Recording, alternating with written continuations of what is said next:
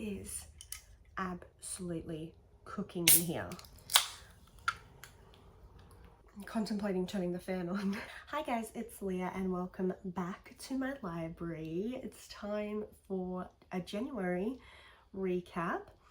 In January, I read 11 books. I was hoping to read 12, especially because I received an e-arc of Gatebound by Daniel T. Jackson, and I really thought I was going to finish it by the end of January, because normally it only takes me 2 or 3 days to finish a book of that length. But unfortunately, the end of this month has been a bit of a chaotic tragedy. A friend of mine passed away, and then I had some flare-ups with my chronic illness, and I just have not been able to get in the frame of mind to read lately, but I'm feeling a lot better now. Things are getting back on track. So I'm hoping, like, January wasn't a bad reading month by any means, but I'm hoping I'll get to have like another good month in February now. So I think I legitimately have to turn the fan on. I'm sweltering. Forgive me if you can hear the fan at all, but I had to. All right, so let's do this chronological order of January. I did actually have a few rereads this month because, of course, in January, the third book in the Empyrean series, Onyx Storm by Rebecca Yarros, was released. So in preparation, I did some rereading. The first book I read this month was Zodiac Academy number 4, which is Shadow Princess. What a good read. It was a good read. I always hate when like I'm doing my recap and the book I'm starting with is Zodiac Academy, because if I've said it once, I've said it a million times. The Solaria books are all going to get their own video, so I never say too much about them in these recaps, but I enjoyed it. Then I reread, of course, Fourth Wing by Rebecca Yarros. I really enjoyed it. I smashed through it again both times I read it. I read it in only a few short hours in the same day. Loved it. Then I read Zodiac 0.5, which is Origins of an Academy Bully. This is like some backstory, like it's a novella of backstory with Darius and Orion. I liked it. It wasn't my favorite installment in the series, but it was a pretty short novella, so there wasn't that much that they could do with it, but it was like important backstory. Then I picked up a dark romance, Shallow River by H.D. Carlton. I have pretty much only read her standalone stuff so far. So I've read Does It Hurt before, and I read Satan's Affair, but I haven't read the rest of like the Haunting Adeline universe yet. And then I picked up Shallow River because it is a standalone. And I actually really enjoyed this. I wasn't sure if I would like it, but I thought this was really good. The only thing I will say about the H.D. Carlton books I've read so far is that, like, why does the female character always have to like become a murderer? Like at least the ones I've read, do we always have to do that? As much as I like this, I must say it is super heavy. We have like abusive relationships in here, and domestic violence, and sort of tragic childhood backstory. So this is really intense, and I would definitely say, like, while I guess it falls under the dark romance category, I wouldn't strictly classify this as a romance book. I think it's more a book about abuse. So yeah, like, check trigger warnings if you're considering this, but I thought it was quite well done. Then it was time to do my reread of Iron Flame by Rebecca Yarros. I actually enjoyed this more on my reread than I did originally.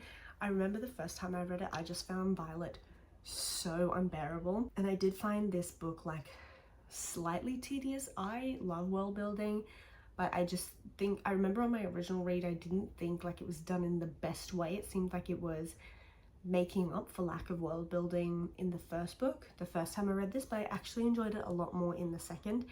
Violet like didn't get to me this time, maybe because I was bracing myself for her to like really annoy me, but I didn't feel that same way on this reread. It is definitely long, and there's periods in it that are a bit slow, a bit sluggish, but overall it like was a 5-star for me. I really enjoyed it, and it was good to give this one another go before Onyx Storm came out, just to be like fresh up on everything. Then I read Zodiac Academy 1.5, which is The Awakening as told by the boys.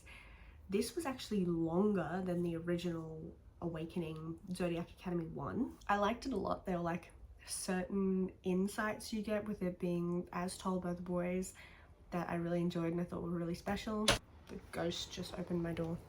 Let me close that. So it was good, but I must say it is like slightly tedious to read about the same things you've already read about before. But the good thing about the reading order I'm doing it in is at least like you've had a lot of books between reading The Awakening and then reading The Awakening as told by the boys.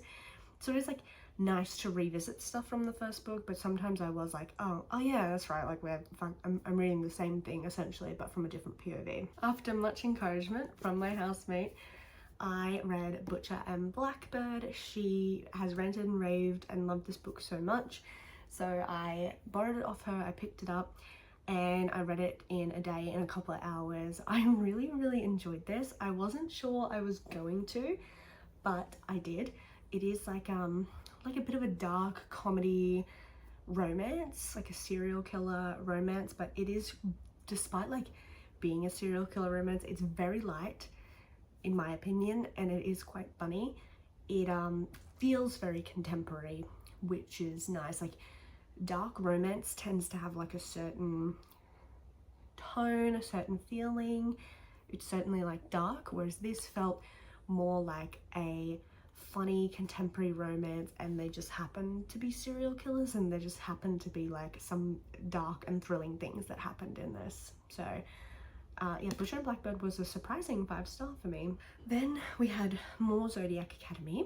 So I finished Zodiac Academy 5 Cursed Fates like just a couple of hours before Onyx Storm came out. Zodiac 5 was crazy. I can't wait to continue the series. Then I finished that, and then I had pre-ordered Onyx Storm on my Kindle, so it was set to be delivered, but I was like waiting, and then I went on Reddit, and it turns out that the Kindle store in Australia is set to Australian Eastern Standard Time, not Australian Eastern Daylight Time.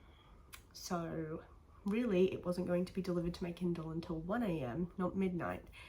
We took the day off work the day that Onyx Storm released. So in the meantime, I thought I'd pick up Zodiac Academy 5.5, the big ASS party. Very funny novella, really enjoyed it. Good little quick read to get in. Right before, of course, as I've said multiple times, Onyx Storm by Rebecca Yarros.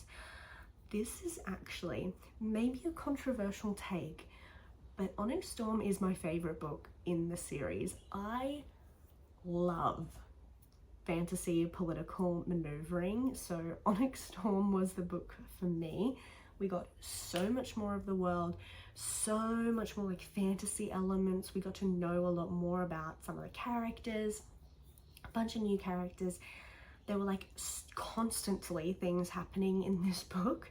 It was so good. I thought she did a really good job. I know it hasn't been for everyone. I've had some friends and people I follow on Instagram just say that they didn't enjoy the pacing at all and they didn't find it interesting, which I think is fine. And you know, valid, everyone enjoys things differently, but personally to me, I found it the best and most interesting book in the series, so I end up giving it 5 stars. Plus that ending will go down in history as one of like the best endings in a series. The ending of Onyx Storm reminds me a lot of the ending of Empire of Storms by Sarah J. Maas. Then I decided to pick up Leave Me Behind by K.M. Moronova, and this was the last book I completed in January. So Leave Me Behind is a dark military romance, and I heard tons about it. There was a brief window on Instagram where I saw a lot of hype about this book, so I decided to pick it up. I really liked it. I wasn't like quite sure. My main criticism of the book was that, so essentially, and like no spoilers, but essentially the plot is like there, in addition to like the normal branches of the US military, there are the dark forces who are like special forces, but they do like even more dark grunt shit than special forces does. So there are like 3 different Dark Force units. Our main character, she was in a Dark Forces unit, and her whole squad, with the exception of her, was killed on a mission, and she gets moved to one of the different Dark Force units, and she has to integrate with their squad and work with them. But there's a lot of tension between the different Dark Force units.